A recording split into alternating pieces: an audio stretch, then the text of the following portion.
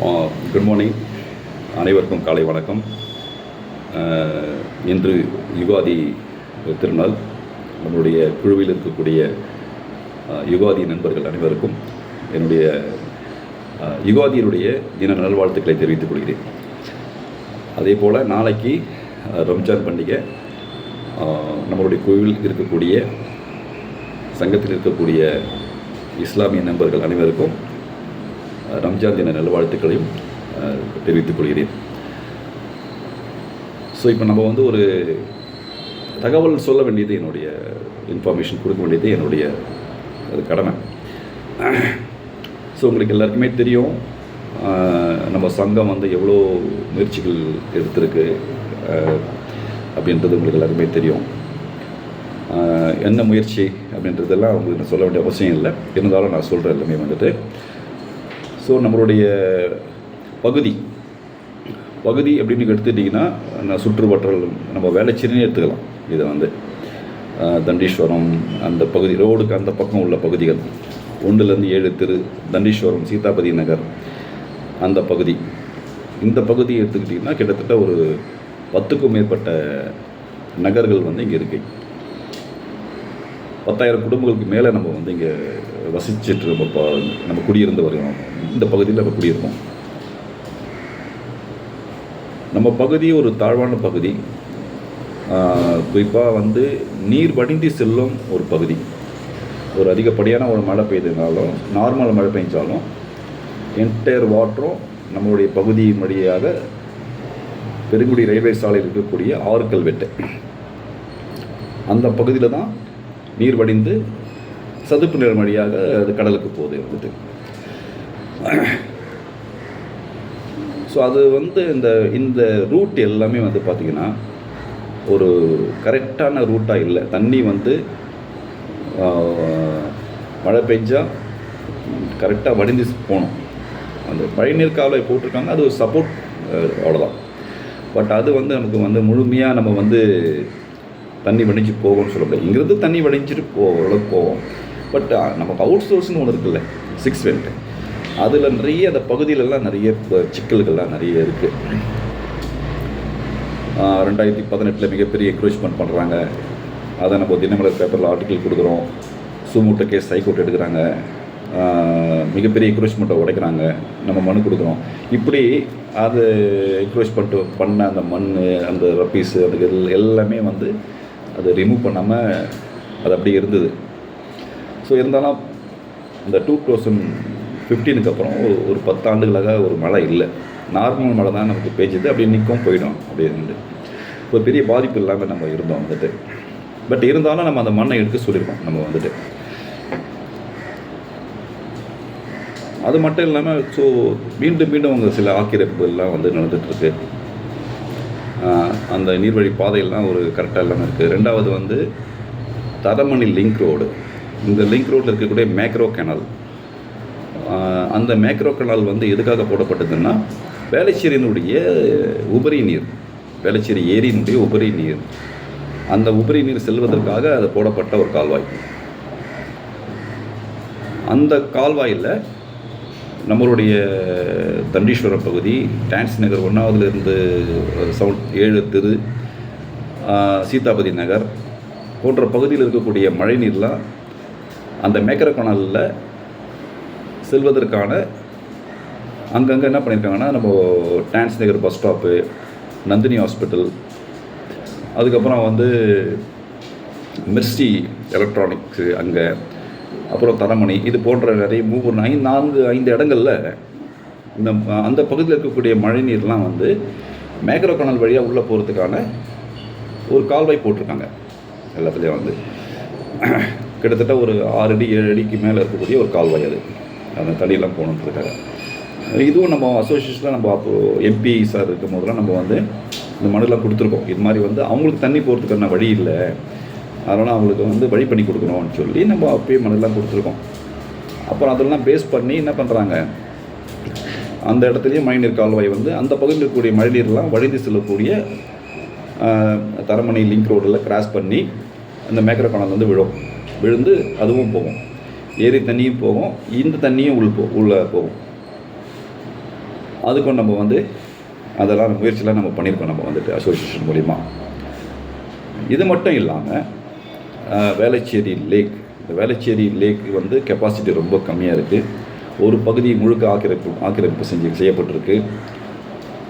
அந்த தண்ணியினுடைய கொள்ளளவுலாம் கெப்பாசிட்டியெல்லாம் இல்லாமல் போனதால் அதிகப்படியான மழை நீர் இந்த மேக்ரோ கனல் வழியாக வந்து அதில் முழு கொள்ளளவு போக முடியாமல் அந்த தண்ணி வேகமாக போகும்போது நம்ம தண்டீஸ்வரம், டான்சி நகர் 1வது தெருவில் வந்து 7வது தெரு அந்த பகுதியில் இருக்கக்கூடிய மழை நீர்லாம் அதில் உள்வாங்காமல் அது ரிட்டர்ன் ஆகி அப்படின்னாவது நம்ம பகுதிக்கு உள்ளே வருது. ஒரு ரிவர் மாதிரி வரும், அது எல்லாருக்குமே தெரியும் நமக்கு வந்துட்டு.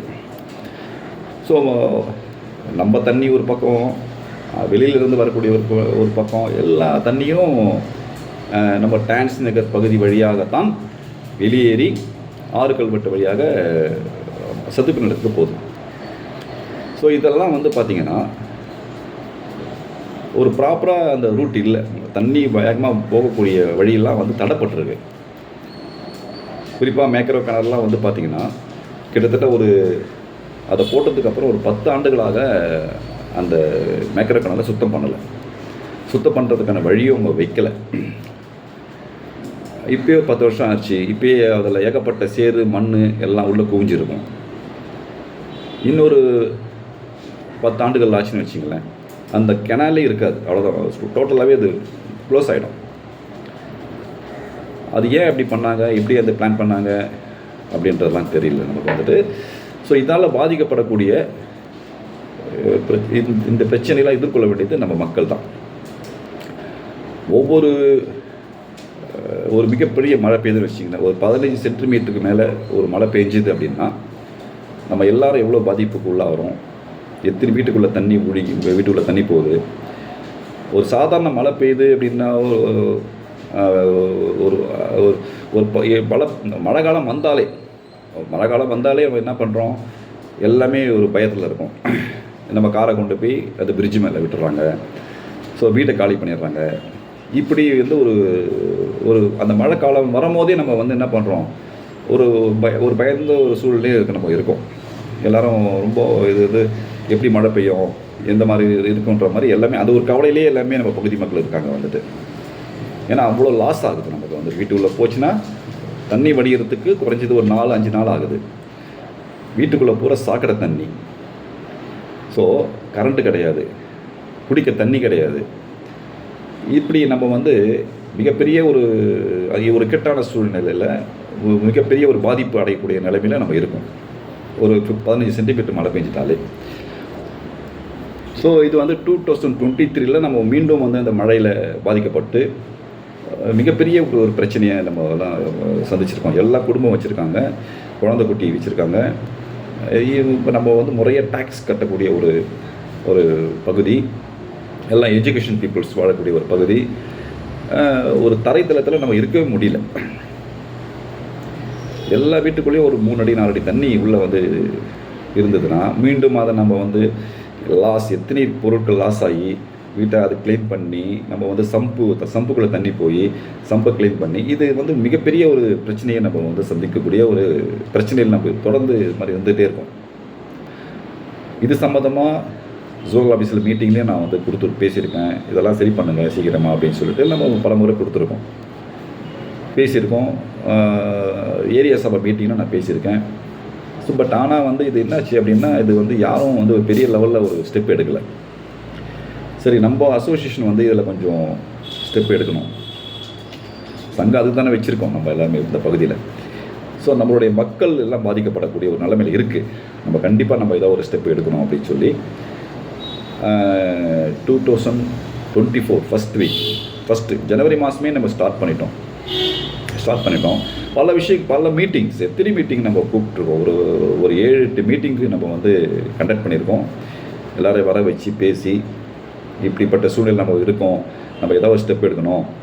அப்புறம் ஆறு கல்வெட்டு பகுதியில் போய் நம்ம மக்களெல்லாம் கூப்பிட்டு காமிச்சு இப்படிலாம் இருக்குது, நிலமெல்லாம் இருக்குது, போயிட்டுருக்கலாம் வந்துட்டு. ஸோ அப்படின்னு நம்ம பேசிகிட்டு இருக்கும்போது கடந்த ஆண்டு மீண்டும் வந்து நம்ம வந்து அப்போவே 2024 வந்து என்ன பண்ணிட்டோம், 2000 பேர்கிட்ட கையெழுத்து வாங்கி அங்கே உள்ள ஃபோட்டோஸ்லாம் அட்டாச் பண்ணி ஒரு ஸ்பைரல் பைண்டிங் போட்டு நம்முடைய மாநகராட்சி கமிஷனர் அவர்களை நேரில் சந்தித்து நம்ம பிரச்சனைலாம் சொல்லி இதெல்லாம் சரி பண்ணி கொடுங்க நம்ம மனு கொடுத்துருக்கோம். அப்புறம் கலெக்டர் அவர்கிட்டையும் போயிட்டு அவங்களையும் மேடத்தையும் பார்த்து, மேடம் இவ்வளோ பிரச்சனைகள் இருக்குது, நாங்கள் கமிஷனர்கிட்ட நாங்கள் மனு கொடுத்துருக்கோம், நான் 2000 பேர்ட்டு கையெழுத்து வாங்கியிருக்கோம், இந்த இஷ்யூஸ்லாம் இருக்குது, இதை நீங்கள் சரி பண்ணி கொடுங்கன்னு சொல்லி அவங்ககிட்டயே நம்ம நேரடியாக பார்த்து பிரச்சனைகளை சொல்லி மனு கொடுத்துருக்கோம். ஸோ கிட்டத்தட்ட பார்த்திங்கன்னா எந்தவித ஒரு ஸ்டெப்பும் அவங்க வந்து எடுக்கவே இல்லை. நம்ம வந்து பிப்ரவரி மாதமே கொடுத்துட்டோம். கிட்டத்தட்ட ஒரு 7-8 ஆண்டுகள் எந்த ஒரு ஸ்டெப்புமே எடுக்கலை. மீண்டும் 2024 மழை வரும்போது எல்லாருமே ஒரு பயத்தோடு தான் நம்ம இருந்தோம். எப்படி மழை பெய்யும், எவ்வளோ மழை பெய்யும்னு யாருக்குமே தெரியல. ஒரு மழை வந்துச்சுன்னா ஒரு 15 சென்டிமீட்டருக்கு கிட்ட வந்துடுச்சுன்னா நமக்கு வெள்ளம் உள்ளே வந்துடும். அப்படின்னும் போது நம்ம எல்லாம் என்ன பண்ணுறாங்க, காரை கொண்டு போய் மேலே விட்டுட்டாங்க, எல்லாம் வீடு காலி பண்ணிட்டாங்க. ஸோ மீடியா எல்லாமே உள்ளே வந்துட்டாங்க. இப்படி வந்து ஒரு பெரிய பிரச்சனையாக இங்கே உள்ள கலாபரமாக இருக்குது நம்மளுடைய பகுதி எல்லாமே. ஸோ இது வந்து இப்படி போயிட்டுருக்கு, நிலமை போயிட்டுருக்கு. இது என்ன பண்ண போகிறோம் அப்படின்றதுலாம் ஒரு பெரிய சிக்கலாகவே இருக்குது. பட் நம்ம என்ன பண்ணுறோம், இவங்க வந்து ஒரு 6-7 மாதமாக எந்த ஒரு ஸ்டெப்பும் எடுக்கலை, ஒரு பெரிய பிரச்சனையாக போயிட்டுருக்கு அப்படின்ட்டு நம்ம வந்து இது சட்டப்படி நடவடிக்கை எடுக்க முடியுமா அப்படின்றதால நம்ம சட்ட ஆலோசகர்கிட்ட நம்ம ஆலோசனை பண்ணி நம்ம வந்து 1-2 மீட்டிங்லாம் போட்டு இதெல்லாம் வந்து அந்த என்னென்ன பிரச்சனைகள்லாம் இந்த பகுதியில் இருக்குது, இந்த தண்ணி ஏன் வடியல, இந்த காரணத்தால் வடியல, இதுபோல் இந்த பிரச்சனைகள்லாம் சரி பண்ணி கொடுக்கணும் அப்படின்றத மீண்டும் நம்ம அந்த மனுவை நம்மளுடைய அட்வொகேட்ஸை ட்ரா பண்ணி கொடுத்து அதையும் வந்து அனுப்ப சொல்கிறாரு. அதையும் நம்ம வந்து யாருக்கு அனுப்புகிறோம், கார்ப்பரேஷன் கமிஷனருக்கு, கலெக்டருக்கு அனுப்புகிறோம், டிசாஸ்டர் மேனேஜ்மெண்ட்டு பிரின்சிபல் செக்ரட்டரிக்கு அனுப்புகிறோம், சீஃப் செக்ரட்டரிக்கு அனுப்புகிறோம். இப்படி இருக்குது நிலைமைகள்லாம் சரி பண்ணி கொடுங்கன்னு அனுப்புகிறோம். இதெல்லாம் வந்து முன்னாடியே எல்லாம் மூவ் ஆகிட்டே இருக்குது. 1 பெட்டிஷன், 2 பெட்டிஷன், 3 பெட்டிஷன் கொடுக்குறோம், அனுப்பிச்சிட்டு ஒரு கேப் விட்டு ஒரு மாதம் கேப் விட்டு நம்ம மனு அனுப்பிச்சிட்டே இருக்கோம், எங்களுக்கு நடவடிக்கை எடுத்து கொடுங்கன்னு. எந்த மனுக்குமே ஒரு ரிப்ளைவே கிடையாது, நம்மளை கூப்பிட்டு எதுவும் அவங்க பேசக்கூட கிடையாது. ஸோ இப்படியே போயிட்டுருக்கு. 2024 ஆனாலும் மிகப்பெரிய ஒரு மழை இல்லை, ஒரு 7-8 சென்டிமீட்டர் தான் மழை பெஞ்சுது. இதுக்கு நடுவில் என்ன பண்ணுறாங்க அப்படின்னா, ஸோ முதல் மழை 2024 ஃபஸ்ட்டு ஒரு மழை பெய்யுது. அதில் மீடியா ஃபோக்கஸ் பண்ணுறாங்க, நம்ம பகுதியில் வந்து எல்லாம் பேட்டி எடுக்கிறாங்க. ஒரு 6-7 சென்டிமீட்டர் தான் மழை பெஞ்சதுக்கே தண்ணி நிற்குது. ஓகே, இப்போ என்ன ஆகுதுன்னா உடனே ஃபோக்கஸ் பண்ணும்போது மீடியாவில் பண்ணும்போது அப்போது சென்னை மாநகராட்சி வந்து என்ன பண்ணுறாங்க, கார்ப்பரேஷன் கமிஷனர் ஐயா வந்து நம்ம ஆறுகல்பட் பகுதியை ஆய்வு செய்து இது வந்து நம்ம டேக் ஓவர் பண்ணிக்கணும் அப்படின்னு சொல்லி அவங்க வந்து மாநகராட்சி டேக் ஓவர் பண்ணுறாங்க. நம்ம மிகப்பெரிய சந்தோஷப்பட்டோம். ரைட், பரவாயில்ல. ஏன்னா மாநகராட்சி ஆணையர் அவர்கள் மிக ஒரு நேர்மையான ஒரு அதிகாரி, ஒரு ஸ்ட்ரெயிட் ஃபார்வேர்ட் ஆஃபீஸர். அவர் வந்துட்டு நம்ம எல்லாருமே ஒரு பெரிய நம்பிக்கையில் இருந்தோம், இவங்க எடுத்துட்டாங்க, நம்ம வந்து சரி பண்ணி கொடுத்துருவாங்க, அந்த மண்ணெல்லாம் எடுத்துருவாங்க, எல்லாத்தையும் சரி பண்ணி நமக்கு நம்ம மீண்டும் நம்ம அவரை சந்தித்து ஒரு இது கொடுக்கலாம் அப்படின்னா நம்ம பிளான் பண்ணிகிட்டு இருந்தோம் எல்லாமே வந்துட்டு. அப்போ திடீர்னு பார்த்திங்கன்னா அந்த இடத்துல அந்த என்கரேஜ் பண்ண மண்ணையே என்ன பண்ணுறாங்க, எடுத்து டக்குன்னு கொள்ள ஆரம்பிச்சிட்டாங்க. நம்ம அதை எடுக்க சொல்கிறோம், அந்த மண்ணெல்லாம் எடுக்கணும், அப்போ தான் தண்ணி. நம்ம வந்து இது நீர்வழி பாதை, நம்ம என்டையர் வட்டாரம் ஒரு 1 கிலோமீட்டர் சுற்று வட்டாரம் விஜயநகர், நம்மளுடைய சென்னை சில்க்ஸ் இருக்கு இல்லையா, அதுக்கு பின்புறம் அந்த பகுதியில் இருக்கக்கூடிய பகுதியில் இருந்து இந்த பக்கம் கல்லுக்குட்டை, டிசிஎஸ், இந்த சரௌண்டிங், இது மட்டும் இல்லாமல் ஆப்போசிட் சைடு தண்டீஸ்வரம் போன்ற அந்த பகுதியில் இருக்கக்கூடிய மழைநீர், இது எல்லாமே வந்து அதில் தான் போயிட்டுருக்கு. எல்லாமே வந்துட்டு இதெல்லாம் போகக்கூடிய ஒரு வழி. அந்த இவ்வளோ தண்ணிகளை என்டையர் போடுற கல்லுக்குட்டை பகுதியில் இருக்கக்கூடிய தண்ணி கூட நம்ம இந்த இதில் தான் போகுது, 6 ஃபீட் தான் போகுது வந்துட்டு. ஸோ நம்ம என்ன நினச்சோம், இதெல்லாம் அவங்க தண்ணி போகிறதுக்கான வழிகள்லாம் நம்ம பண்ணி கொடுப்பாங்க, அப்போ நமக்கு வந்து ஏதாவது ஒரு நல்ல விஷயம் ஒன்று வரும் அப்படின்னு நினச்சி தான் நம்ம இருந்தோம். திடீர்னு சடனாக ஒரு குளம் அமைக்கப்படுது. அப்போ நம்ம வந்து இதை வந்து அப்ஜெக்ஷன் பண்ணுறோம். இது என்ன இப்படி குளம் அமைச்சாங்கன்னா, இது நீர்வழி பாதை, தண்ணீர்லாம் வடிந்து போகக்கூடிய ஒரு பாதையில் குளம் அமைக்கப்படும். அது வந்து என்கரேஜ் பண்ண மண். அது ஏற்கனவே உடைச்ச மண், ரப்பீஸ் எல்லாமே அதெல்லாம் வந்துருக்கு. அதெல்லாம் ஏற்கனவே வந்து அது ஒரு ரிவர் கால்வாயாக தான் இருந்தது. அங்கே எந்த மண்ணுமே கிடையாது, எதுவுமே கிடையாது. தண்ணி நமக்கு வந்து இங்கே பகுதியில் இருக்கக்கூடிய தண்ணியெலாம் அதில் போய் ரிவர் மாதிரி போய் அதில் 6 ஃபீட்டுக்கு போகும். அப்படி தான் இருந்த இடம் அது. ஸோ இதை என்கரேஜ்மெண்ட் பண்ணதால் கிட்டத்தட்ட ஒரு 8 அடி 9 அடி 10 அடி மண்ணை கொட்டி அந்த கால்வாய் அந்த தண்ணி போகிற வழியெல்லாம் மூடி என்கரேஜ்மெண்ட் பண்ணிட்டாங்க. எல்லாமே கிட்டத்தட்ட பார்த்திங்கன்னா ஒரு 1000 மீட்டர் கூட எடுத்துக்கலாம். அவ்வளோ பெரிய இடங்கள்ல என்ன பண்ணிட்டாங்க, ஃபுல்லாக காம்பவுண்ட் வால் மாதிரிலாம் கட்டி என்கரேஜ்மெண்ட் பண்ணி அதை தான் உடைச்சது எல்லாமே. அதெல்லாம் ரிமூவ் பண்ண சொல்லிட்டு இருக்கோம் நம்ம வந்துட்டு. பட் அது பண்ணாமல் இவங்க என்ன பண்ணிட்டாங்க அப்படின்னா, அந்த என்கரேஜ்மெண்ட் பண்ண அந்த மண்ணையே வச்சு குளம் அமைச்சிட்டாங்க. ஸோ குளம் அமைக்கக்கூடிய பகுதி கிடையாது அங்கே. அது வந்து தண்ணி போகிறதுக்கான வழி, தண்ணியெல்லாம் போகணும், எங்கள் தண்ணியெல்லாம் போகக்கூடிய ஒரு வழி. அதுதான் அதுக்கு என்ன பண்ணணுமோ அதை அவங்க பண்ணியிருக்கணும். ஸோ நம்ம வந்து இது சம்மந்தமாக மனு கொடுத்துருக்கோம். இல்லை அசோசியேஷன் இது மாதிரி ஒரு மனு கொடுத்துருக்காங்களே, கூப்பிட்டு என்னங்க மனு கொடுத்துருக்கீங்க, என்ன ப்ராப்ளம் இருக்குதுன்னு அப்படின்றது ஏதாவது நம்மளை கூப்பிட்டு கன்சல்ட் பண்ணிக்கலாம் அவளை வந்துட்டு. ஏன்னா நம்ம 50 ஆண்டுகளாக இந்த பகுதியில் வாழக்கூடிய மக்கள். ஸோ மீண்டும் இங்கே தான் இருக்க போகிறோம். நம்ம இனிமேல் நம்மளுடைய பிள்ளைகள், பேர பிள்ளைகள் நம்ம இங்கே தான் வாழ போகிறோம். நம்ம இன்னும் தொடர்ந்து வாழக்கூடிய நம்ம ஒரு மக்கள். ஸோ நம்மளை கூப்பிட்டு ஒரு ஜஸ்ட்டு ஒரு கன்சல்ட் பண்ணியிருக்கணும். என்னங்க இது மாதிரிலாம் மனு கொடுத்துருக்கீங்களா, என்ன விஷயம் மனு கொடுத்துருக்கீங்க, என்ன செய்யணும் அப்படின்னு சொல்லி தான் நம்ம எக்ஸ்பிளைன் பண்ணிக்கலாம். சார் ஏற்கனவே நான் பண்ணியிருக்கேன், ஜோனல் ஆஃபீஸ் மீட்டிங்கில் நான் சொல்லியிருக்கேன். இப்படிலாம் இருக்குது சார் நம்ம சொல்லியிருக்கலாம். அவங்க வேறு ஏதாவது அதுக்கு தகுந்த நடவடிக்கை எடுத்துக்கான முயற்சிகளை பண்ணியிருக்கலாம். பட் நம்ம இவ்வளோ மனு கொடுத்துருக்கோம், கமிஷனரை பார்த்து மனு கொடுத்துருக்கோம், கலெக்டர் பார்த்து மனு கொடுத்துருக்கோம், 2000 பேர்கிட்ட கைத்து வாங்கி கொடுத்துருக்கோம். இவ்வளோ முயற்சிகளும் நம்ம செஞ்சிட்ருக்கோம். கிட்டத்தட்ட 10க்கும் மேற்பட்ட மீட்டிங் போட்டிருக்கோம் இது சம்மந்தமாக. எதுக்குமே ஒரு பதிலாம் இல்லாமல் போனதால் ஸோ நம்ம வந்து நீதிமன்றத்தை நாடக்கூடிய ஒரு சூழ்நிலைக்கு நம்ம போகிறோம். நம்ம வந்துட்டு ஸோ நம்ம வந்து இது சம்மந்தமாக நம்ம வந்து கோர்ட் கேஸ் ஃபைல் பண்ணணும் அப்படின்றதெல்லாம் நம்ம மூவ் பண்ணி பர்ஃபெக்டாக நம்ம வந்து அதை ஃபைல் பண்ணுறோம். நம்மளுடைய சட்ட ஆலோசகர் சீனியர் அட்வொகேட்டு சென்னை உயர்நீதிமன்றம் அவர்கிட்ட நம்ம வந்து இந்த மனுவை நம்ம வந்து கொடுக்குறோம். அவர் அதை ட்ராப் பண்ணி எல்லாம் பண்ணிட்டுருக்காரு. இது சம்மந்தமாக நம்ம அசோசியேஷனில் நம்ம வந்து எல்லாருக்கிட்டையும் நம்ம வந்து ஃபண்டு கேட்குறோம். இதுக்கு வந்து இவ்வளோ செலவாகும், எல்லோரும் கொடுங்க அப்படின்னு கேட்குறோம். அதுக்கு எல்லாருமே ஒத்துழைப்பு கொடுத்து ஒரு 500 ரூபா நம்ம வந்து கேஸ் கொடுக்கணும் அப்படின்னு நம்ம வந்து கேஸுக்கான அந்த பைசா எல்லோரும் கொடுத்து சப்போர்ட் பண்ணிங்க. மீட்டிங்ஸு ஒரு மீட்டிங் 2 மீட்டிங்கில் நம்ம கிட்டத்தட்ட ஒரு 7-8 மீட்டிங் கண்டக்ட் பண்ணியிருக்கோம். அந்த மீட்டிங்கும் பெரும்பாலும் எல்லோரும் வந்து சரி இந்த பாலா ஏதோ ஒரு முயற்சி பண்ணுறாரு. ஏன்னா நானும் இந்த ஊரில் தான் நான் வாழ்ந்துட்டுருக்கேன் 50 வருஷமாக. எங்கள் வீடு இங்கே தானே இருக்குது, நாங்கள் தானே பாதிக்கப்படுறோம். ஸோ நம்ம வந்து ஏதாவது ஒரு நல்ல விஷயம் ஒன்று நம்ம வந்து நகருக்கு பண்ணி கொடுக்கணும், இந்த பகுதி மக்களுக்கு பண்ணி கொடுக்கணும். அது வந்து நம்ம அசோசியேஷன் பண்ணிட்டு தான் அதை பண்ண முடியுன்ற ஒரு நிலைமையில் இருக்குது. ஏன்னா இத்தனை அசோசியேஷன் இருக்குது, யாரும் செயல்பாட்டில் கிடையாது. எல்லாம் பேருக்கு ஒரு அசோசியேஷன் வச்சுருக்காங்க. ஸோ இப்படி ஒரு ஸ்டெப் எடுக்கிறாங்கல்ல, எல்லாரும் இணைந்து ஒரு ஒத்துழைப்பு கொடுப்போன்னு பார்த்தா யாருமே அதில் உள்ளே வரலை. இதில் நிறைய கமாண்ட் வேறு. என்ன கமாண்ட் அடிக்கிறாங்க, இவர் வந்து கவர்மெண்ட்டை எதிர்த்து கேஸ் போடுறாரு அப்படின்னா, கண்டிப்பாக நாங்கள் கவர்மெண்ட்டில் எதிர்த்தெல்லாம் கேஸ்லாம் போடலை. எங்களுடைய பிரச்சனைகள், எங்களுடைய குறைகளை இதால் நாங்கள் பாதிக்கப்படுறோம் அப்படின்றத நாங்கள் இன்டிமேஷன் பல முறை கொடுத்துருக்கோம்.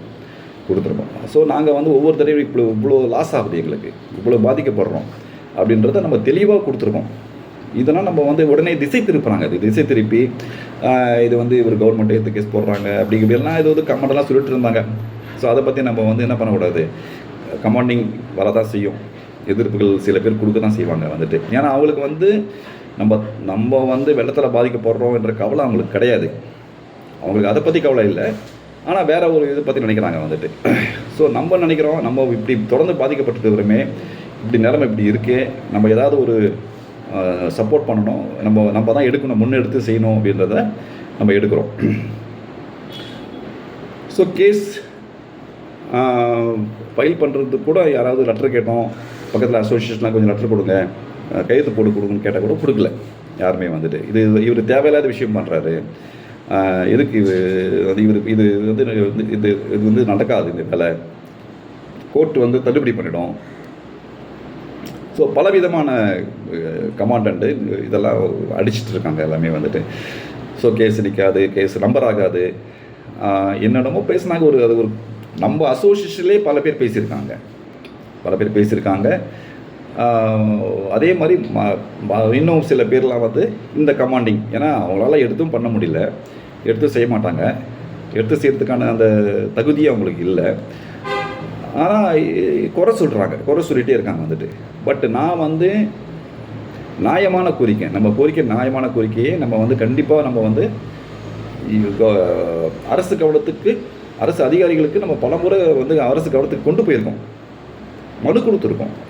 ஸோ அதுக்கு நடவடிக்கை எடுக்கலை. அடுத்த ஸ்டெப்பு நம்ம என்ன பண்ணணுன்றதுக்கு தான் நம்ம நீதிமன்றத்துக்கு போகிறோம் நம்ம வந்துட்டு. ஸோ நம்ம கோர்ட்டில் நம்ம வந்து கேஸ் ஃபைல் பண்ணுறோம். கேஸ் ஃபைல் பண்ணி நம்பரு வந்து ஆகாதுன்ற மாதிரி ஒரு 3 மாதம் ஆயிடுச்சு. இந்த 3 மாதத்தில் வந்து பல பேர் வந்து இந்த நம்பரே ஆகாது அப்படின்னு சொல்லிட்டு எல்லோரும் ஆளுக்கு ஒரு பேச்சு போயிட்டு இருந்தது. ஆனால் என்னுடைய மனசு, நான் வந்து ஒரு விஷயத்தை நம்ம எடுக்கிறோம், நம்ம அசோசியேஷன் எடுக்கிறோம். என்னை நம்பி காசு கொடுக்குறீங்க, என்னை நம்பி மீட்டிங் வரீங்க, இதை நம்ம வந்து ஃபைலர் ஆகக்கூடாது. நம்ம கொடுக்கக்கூடிய அந்த பிட்டிஷன்ஸ் பர்ஃபெக்டாக நம்ம கொடுக்கணும். அதை வந்து நான் கிட்டத்தட்ட ஒரு வருஷமாக நான் உட்காந்து அது எல்லாத்தையும் ப்ரிப்பேர் பண்ணி என்னென்னலாம் இருக்குது கரெக்டாக நம்ம வந்து கொடுக்கணும். ரிஜெக்ட் ஆகக்கூடாது. நம்ம கொடுக்குற ஒரு மனு கோர்ட்டுக்கு போகிறோன்னா அது வந்து மீண்டும் வந்து ரிஜெக்ட் ஆகக்கூடாது. நம்ம கரெக்டாக பர்ஃபெக்டாக அது நடக்கணும். அது வேலை, அதுக்கு உண்டான முயற்சிகள் தான் நான் எடுத்து உட்காந்து நம்ம அட்வொகேட் சட்டை கொடுத்து அதை ஒரு 4-5 முறை அதை நம்ம வந்து அவங்க இது பண்ணி அதை கரெக்ஷன் பண்ணி அதை மீண்டும் நம்ம அதை இது பண்ணி எடுத்து அது என்ன பண்ணுறோம். அது ஒரு கோர்ட்டில் போகுதுன்னா அந்த கரெக்டாக நீதிமன்றம் வந்து நம்மளுடைய இவங்க நியாயமான கோரிக்கை தான் வச்சுருக்காங்க அப்படின்றத வந்து அவங்க புரிஞ்சுக்கணும். அந்த அளவுக்கு நம்ம வந்து கொடுக்கணுன்றதால நான் அந்த ஒர்க் பண்ணுறோம், உட்காந்து ஒர்க் பண்ணி நம்ம கொடுக்குறோம். இதெல்லாம் வந்து யார் செய்ய வேண்டிய வேலைன்னா,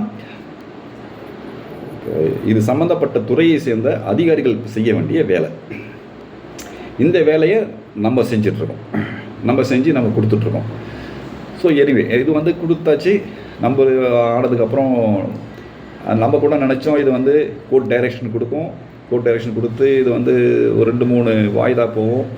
அதுக்கப்புறம் தான் வந்து அதுக்கு என்ன ரிப்ளை கொடுக்குறாங்க, அவங்க என்ன ரிப்ளை கொடுக்குறாங்க, என்ன பதில் கோர்ட்டு கொடுக்குறாங்க, என்ன இதெல்லாம் நமக்கு வந்து எப்படி ஒரு 3 மாதம் 4 மாதம் ஆகும் அப்படின்ற அப்படி தான் நம்ம நினச்சோம் நம்ம வந்துட்டு.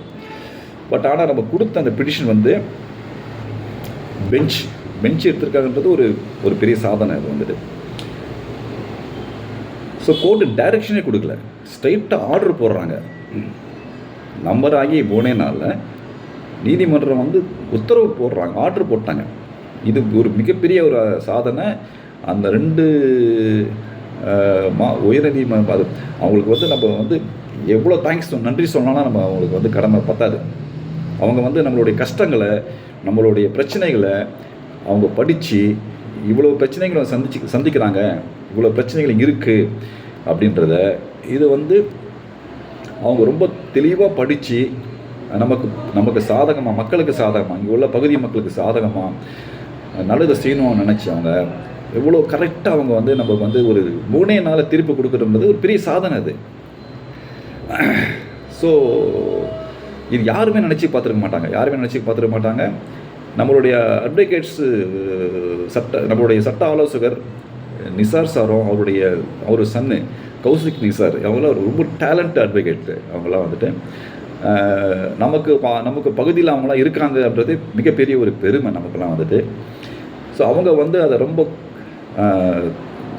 நீதிபதியினுடைய கவனத்துக்கு ரொம்ப கரெக்டாக அவங்க கொண்டு போயிருக்காங்க. இவ்வளோ பிரச்சனைகளை அவங்க வந்து நாங்கள் சந்திக்கிறோம் அப்படின்றத அவங்க தெளிவாக அவங்க வந்து எடுத்து கொடுத்துருக்காங்க. ஸோ இது வந்து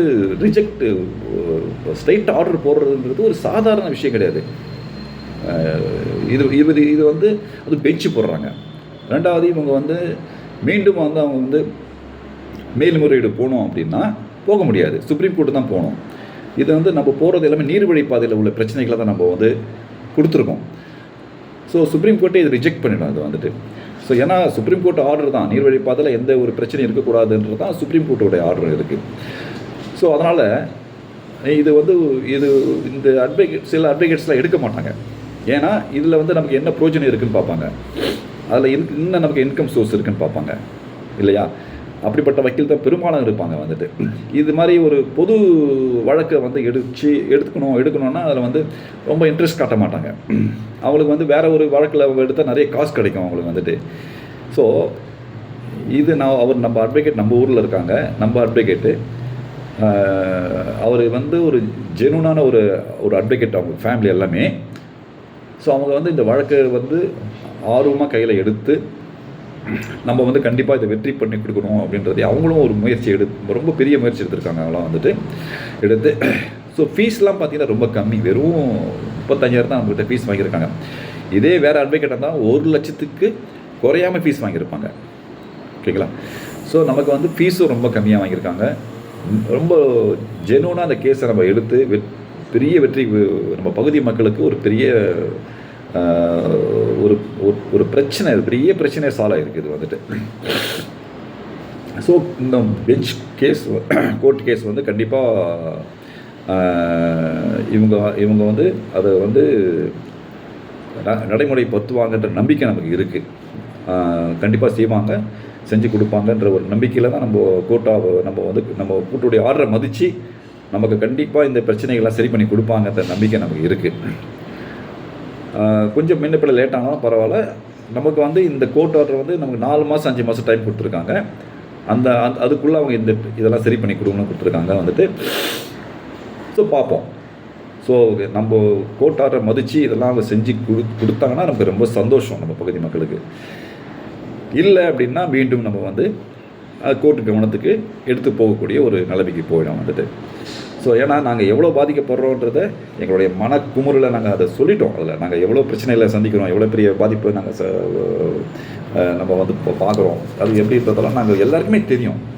எவ்வளோ பிரச்சனைகள் போயிது, எத்தனை ஒரு ஃபேமிலியை வெளியில் கூப்பிட்டு போக முடியல. வெள்ளம் வந்துட்டால் எத்தனை ஃபேமிலிகள் உள்ளே இருக்காங்க, எத்தனை குடும்பங்கள் உள்ளே இருக்குது, எத்தனை ஹாஸ்டல் இருக்குது. போட்டு கிடைக்கும், போட்டுக்கு ஏன்னா எவ்வளோ ஸ்ட்ரென்த் இருக்காங்க உள்ள. வர்றதும் 30-40 போட்டு வருது. ஒரு போட்டில் 4 பேர் தான் போக முடியுது. அப்போ 4 பேர்னால் எத்தனை பேர் நீங்கள் ரெக்கவரி பண்ண முடியும்? இப்படியே தொடர்ந்து எங்களுக்கு கஷ்டத்துக்கு மேலே கஷ்டமாக தான் இருக்குது எல்லாருமே வந்துட்டு.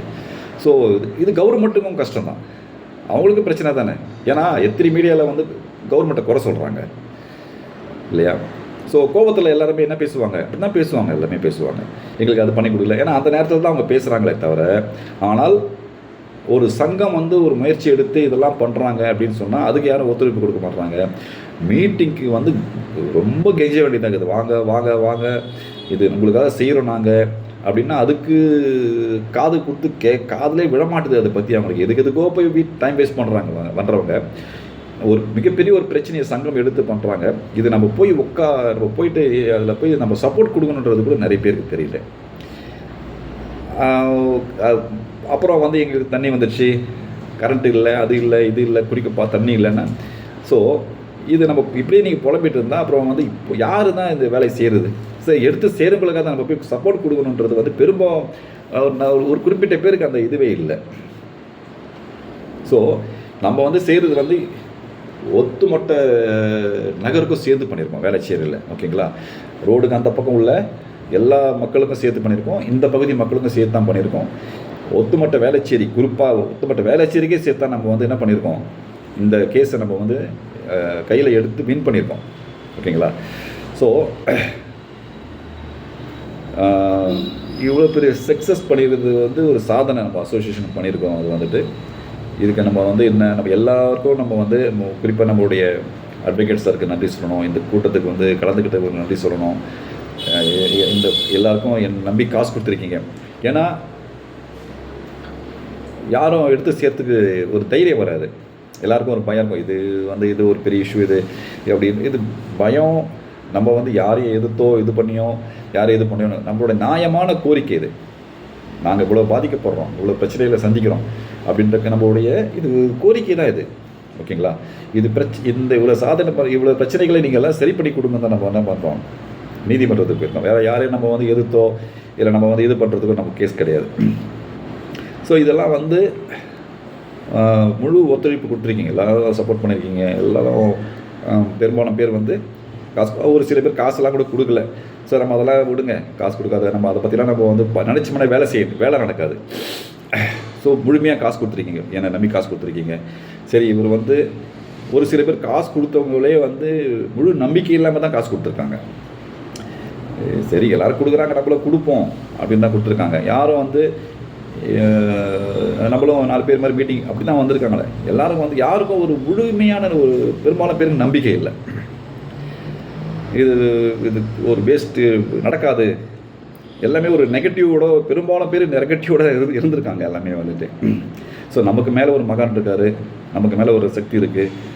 நம்ம நியாயமான ஒரு கோரிக்கையை முன்னெடுத்து நம்ம போகிறோம், மனசாட்சிப்படி நம்ம நடக்கணும், நம்ம கொடுத்த பொறுப்புக்கு இந்த வேலை செய்யணும். ஸோ இதெல்லாம் நம்ம கவனத்தில் எடுத்துக்கிட்டு தான் இந்த என்ன சொல்கிறது, இந்த மாதிரி ஒரு கமாண்டெல்லாம் நம்ம மனசில் ஏற்றுக்கிட்டு என்ன இந்த வழி, அதெல்லாம் அந்த வழியில் நிறைய பேர் யாருக்கு தெரியாது. நம்ம எடுத்து செய்கிறது ஒரு பொது வேலையை எடுத்து, ஒரு மிகப்பெரிய வேலையை எடுத்து செய்கிறோம். இதுக்கு பல பேர் குறை சொல்லிட்டு, கமாண்ட் அடிச்சுட்டு, கிண்டல் பண்ணிக்கிட்டு, இதெல்லாம் வேறு ஒருத்தராக தான் எல்லாத்தையும் கூப்பிட்டு போயிட்டே இருப்பாங்க. ஸோ இதெல்லாம் நம்ம வந்து பரவாயில்ல, அது எல்லாருமே இது வந்து மக்களுடைய, மனிதனுடைய இயல்பு. இது எல்லாமே வந்து இது படித்த ஏரியாவில் அப்படி தான் இருக்கும், படிக்காத நிறைய ஏரியாக்கள் வந்து இந்த நெகட்டிவ் தாட் வந்து, ஏன்னா அவங்க செய்ய மாட்டாங்க, செய்யவும் தெரியாது. அது எப்படி நமக்கு எதுக்கு இந்த வேலை அப்படின்னு ஒதுக்கிட்டு போகிறோம் தான் இப்போ எல்லாரும் இருப்பாங்களே தவிர, அதுக்கு வந்து நமக்கு ஒருத்தர் எடுத்து சேருவங்களுக்கும் அந்த முழு ஒத்துழைப்பு கொடுக்கணுன்றது ஒரு சில பேர் தான் கொடுக்குறாங்க அப்படின்ட்டு. ஏன்னா எனக்கு எவ்வளோ உதவி பண்ணியிருக்கீங்க அசோசியேஷனுக்காக. இந்த பாலா வந்து எத்தனையோ நல்ல விஷயங்கள்லாம், நிறைய உதவிகள்லாம் நான் கேட்டிருக்கேன் போயிட்டேன். அதுக்கெல்லாம் வந்து நிறைய ஸ்பான்சர்ஸ்லாம் நான் கேட்டவுடனே கொடுத்துருக்கீங்க, எனக்கு செஞ்சுருக்கீங்க, கொடுத்துட்டு வர்றீங்க. ஸோ அப்போ நம்ம வந்து ஒரு நன்றி விசுவாசத்தோடு நம்ம இருக்கணும் இல்லையா? அந்த நன்றி இல்லைன்னா நம்ம மனுஷனே கிடையாது.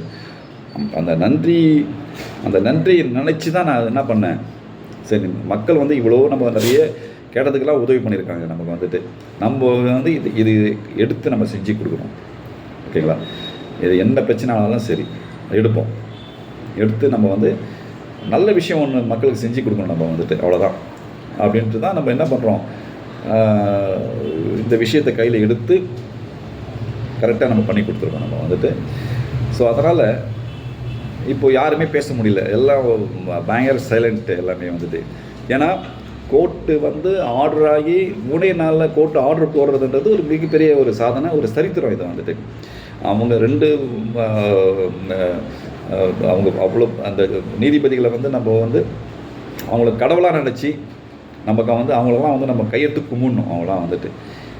ஸோ அவங்க நம்மளுடைய குறைகளை நம்ம வந்து முழுமையாக உள்வாங்கி நமக்கு ஆர்டர் போட்டிருக்காங்க. அவங்களுக்கு கடவுளுக்கு சமமானவர்கள் அவர்கள்லாம் வந்துட்டு. ஏன்னா அவங்கள தான் நம்ம நம்பி இருக்கோம் கடைசியில் நம்ம என்ன பண்ணுறது. ஸோ அவங்க நமக்கு பெரிய ஒரு ஒரு ஒத்துழைப்பு கொடுத்துருக்காங்க நம்ம மக்களுக்காக, இங்கே உள்ள மக்களுக்கு. ஸோ அவங்களுக்கு வந்து நம்ம நன்றி சொல்லணும். இதெல்லாம் நம்ம வந்து ஒரு நல்லபடியாக பேனர் வச்சு நம்ம பாராட்டு விழா ஒரு நாள் நடத்துவோம். வரக்கூடிய பொதுக்குழு 30வது பொதுக்குழு, நம்ம சங்கத்தினுடைய 30வது பொதுக்குழு. இந்த பொதுக்குழுலாம் ரொம்ப சிறப்பாக நம்ம நடத்தணும், நன்றி சொல்லணும் எல்லாருக்கும் கூப்பிட்டு. ஸோ இதுக்கு எல்லோரும் நீங்கள் சப்போர்ட் கொடுக்கணும், எல்லோரும் சப்போர்ட் கொடுத்து ஒத்துழைப்பு கொடுத்து. ஏன்னா ஒரு சங்கத்தால் தான் இதெல்லாம் செய்ய முடியும், அப்படி சங்கம் இல்லைனா செய்ய முடியாது அப்படின்றத நம்ம நிரூபிச்சிருக்கோம். ஸோ அதனால் இதனுடைய அருமை தெரியாமல் நிறைய பேர் இருக்காங்க. ஸோ பெனிஃபிட் மட்டும் பயன்படுத்திக்கிறாங்க. அவங்க அந்த சமூக அக்கறை இல்லை. அப்போ அவங்க நம்ம போய் என்ன சமூக அக்கறை இல்லாதவர்கிட்ட போய் நம்ம என்ன செய்ய முடியும்? நம்ம போய் எவ்வளோ சொன்னாலும் காதில் விழாது. அதனால் நம்ம அதை பற்றி கவலைப்பட்டால் எந்த வேலையும் நடக்க போகிறதும் கிடையாது வந்துட்டு. அதனால் நான் வந்து இப்போது அப்டேட் ஃபார்ம் கொடுத்துருக்கோம், அப்டேட் ஃபார்ம் கொடுக்க போகிறேன், எல்லாம் ரெடி ஆகிடுச்சு. இன்றைக்கி முடிஞ்சால் இன்றைக்கி கொடுத்துருவேன் எல்லாருமே வந்துட்டு. அந்த அப்டேட் ஃபார்ம் ஃபில்லப் பண்ணி இந்த நம்ம கேட்டிருக்கோம், அந்த கோர்ட் கேஸ் போக மீதி காசை வந்து அக்கௌண்ட்டில் போட சொல்லியிருக்கோம். யார் அப்டேட் ஃபார்ம்லாம் கொடுக்குறாங்களோ ஃபில்லப் பண்ணி எல்லாருக்கும் கொடுத்துருவோம்.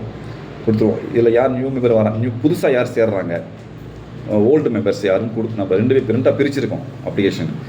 இதெல்லாம் நம்ம வந்து ஒரு 15th இந்த மாதம் 15th நம்மளுக்கு கையில் வாங்கணும், ரிட்டன் எல்லோரும் கொடுக்கணும் நமக்கு வந்துட்டு. அதை வச்சு தான் நியூ புதுசாக குரூப் நம்ம வந்து ஃபார்ம் பண்ணுவோம். அந்த நம்பர் வச்சு தான் transgender welfare association group form ஆகும். யாரெல்லாம் அந்த அப்ளிகேஷன் கொடுக்கலையோ யாருமே குரூப்பில் இருக்க மாட்டாங்க. எல்லாம் வெளிலமும் ஆகிடும். ஓகேங்களா? ஸோ இது வந்து அப்டேட் பண்ணுறோம். அப்டேட் பண்ணி ஒன்லி யார் அப்ளிகேஷன் ஃபில்அப் பண்ணி கொடுக்குறாங்களோ அவங்க மட்டும்தான் மெம்பர். யார் அசோசியேஷன் கூடிய சப்ஸ்கிரிப்ஷன் கொடுக்குறாங்களோ அவங்க மட்டும்தான் உள்ளே இருப்பாங்க. ஸோ தொடர்ந்து நம்ம அசோசியேஷன் மூலிமா இன்னும் நிறைய விஷயங்கள்லாம் நம்ம வந்து இன்னும் நல்ல விஷயங்கள்லாம் செய்யணும். ஒரு யூனிட்டி இருக்கணும். ஒத்துமையாக இருந்து ஒரு அசோசியேஷன்னா இப்படி தான் இருக்கணும், செயல்படணுன்றது தான் இப்போ நம்ம வேலைச்சேரிலே ஒரு முன்னுதாரணமாக நம்ம வந்து எடுத்துகிட்ருக்கோம் இல்லையா? இதில் இப்போ எல்லாரும் சொல்கிறது அதான் சொல்லிட்டு இருக்காங்க. எல்லா அதிகாரிகளும் என்ன சொல்கிறாங்க, வேலைச்சேரி டிரான்ஸ்ஜெண்டர் அசோசியேஷன் தான் அப்படி ஒரு அசோசியேஷன் வந்து செயல்படுது இன்றைக்கி வேலைச்சேரினா நம்ம ஒரு அசோசியேஷன் தான் இன்றைக்கி சொல்லிட்டு இருக்காங்க வந்துட்டு. ஸோ இது எல்லாருக்குமே தெரியும். அதனால் நம்ம வந்து தொடர்ந்து நம்ம வந்து இந்த சங்கத்தை நல்லா செயல்படுத்தி இன்னும் நல்ல விஷயங்கள்லாம் நம்ம வந்து செய்யணும். சமூக அக்கறையோட எல்லாரும் ஒரு சப்போர்ட் கொடுத்து, ஏன்னா நான் ஒரு ஆள் மட்டும் நம்ம ஒரு இதை நம்ம முன்னெடுக்கிறோம் அப்படின்னா அது உங்களுடைய ஒத்துழைப்பு எல்லாமே நல்லா எதுவுமே செய்ய முடியாது. உங்களுடைய எல்லாருடைய சப்போர்ட்டும் எல்லாருடைய ஒத்துழைப்பு இருந்தால் மட்டும்தான் என்னால் இதை எடுத்து நம்ம வந்து என்னால் செயல்படுத்த முடியும். ஸோ நம்ம பாட்டு ஒரு முளை கட்டிட்டு ஒரு ஆள் செய்யறதுன்றது முடியாது. ஸோ சங்கம் என்பது நாங்கள் சொல்ல வேண்டிய அவசியமே கிடையாது. சங்கம்னால எல்லாரும் இணைந்து தான் சங்கம் இல்லையா? ஸோ அதுக்கு எல்லாருடைய சப்போர்ட்டு, எல்லாருடைய ஒத்துழைப்பு இருக்கணும். பொது பிரச்சனைகளை கண்டிப்பாக நம்ம வந்து என்ன பண்ணுவோம், அசோசியேஷன் வந்து தலையிடும். சில இதெல்லாம் நம்ம கொடுக்குறோம், சப்போர்ட் கொடுக்குறோம். என்னென்னலாம் கொடுக்குறோம், சில ரூல்ஸ் அண்ட் ரெகுலேஷன் நம்ம வந்து இன்னும் முழுமையாக நம்ம பண்ணலை. இந்த விஷயத்துக்கு நம்ம தலையிட மாட்டோம், இதில் தான் நாங்கள் தலையிடுவோம். இதெல்லாம் பொது விஷயங்கள் எல்லாருக்கும் சேர்த்து பண்ணக்கூடிய ஒரு விஷயம். அதனால் நம்ம என்ன பண்ணுறோம், கண்டிப்பாக அசோசியேஷன் உள்ளே இந்த வேலையை செய்யும் வந்துட்டு. அதுக்கு தொடர்ந்து சப்போர்ட் கொடுங்க. இணைந்து நம்ம இன்னும் நல்ல விஷயங்களை நம்ம பண்ணுவோம். ஸோ எனிவே இந்த இந்த இந்த கோர்ட் கேஸுக்கு இந்த மீட்டிங் வந்தவங்க, இதுக்கு காசு கொடுத்தவங்க, எங்களுக்கு முழு ஒத்துழைப்பு கொடுத்தவங்க. ஏன்னா வந்து ஒவ்வொரு வீட்டுக்கும் நம்ம பெனிஃபிட் பண்ணி கொடுத்துருக்கோம். இங்கே இருக்கக்கூடிய 10,000 குடும்பங்களுக்கும் இங்கே உள்ள 20க்கும் மேற்பட்ட நகர்களுக்கும் வேலைச்சேரியில் அத்தனை பேருக்கு சேர்த்து தான் நம்ம இந்த பெனிஃபிட் வாங்கி கொடுத்துருக்கோம். இந்த நன்றி, விசுவாசம், இந்த உணர்வெல்லாம் இப்போ தெரியாது. எப்பவுமே வந்து ஒருத்தர் செய்கிறவங்களுடைய இதெல்லாம் இந்த அருமைலாம் இப்போ தெரியாது. பின்னாடி பேசுவாங்க, அவ்வளோதான். எனக்கு ஒருத்தர் இருந்தார், செஞ்சாங்க, டிரான்ஸ்ஜெண்டர் அசோசியேஷனில் இருந்தாங்க, செஞ்சாங்க அப்படின்னாங்க. அப்படி தானே உலகம் இது இல்லையா? இப்போ ஏற்பட்ட சாதனை செய்தவங்கள்லாம் மக்கள் வந்து மறந்துடுவாங்க. அந்த நன்றி விசுவாசம்லாம் ரொம்ப குறைஞ்சிட்டு வருது. எதுக்கோ தேவையில்லாதெல்லாம் போய் கிரிக்கெட் மேட்ச்சில் உட்காந்துருப்பாங்க, சினிமாவில் போய் உட்காந்துருப்பாங்க, வேறு எதுக்கோ போய் டைம் வேஸ்ட் பண்ணுவாங்க. ஆனால் ஒரு பொது வாழ்க்கை, பொது விஷயம் அப்படின்னா உள்ளே வரமாட்டாங்க. ஒரு குறிப்பிட்ட பேர் தான் வராங்க.